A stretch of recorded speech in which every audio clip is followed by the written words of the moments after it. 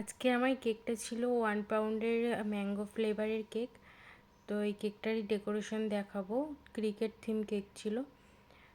এটা অর্ডার দিয়েছিল আমার একটা ফ্রেন্ড থেকে। একজন নাম্বার নিয়েই আমাকে ফোন করেছিল, ফোন করে কেকটা অর্ডার দিয়েছে তার ভাইয়ের জন্য, ক্রিকেট থিমের। তো আগের দিন রাতেই অর্ডার দিয়েছে, পরের দিন দুপুরেই ওনারা নিয়েছে কেকটা।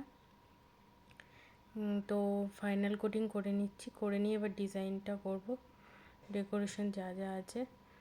তো সাইড দিয়ে ঘাস নজেল যে এটা আছে, নোজেলটা, ওই নোজেলের দিয়ে ডিজাইন করে নিচ্ছি। করে নিয়ে ওপরেও করে দেবো ডিজাইনটা, ওই একই ডিজাইন করে দিচ্ছি।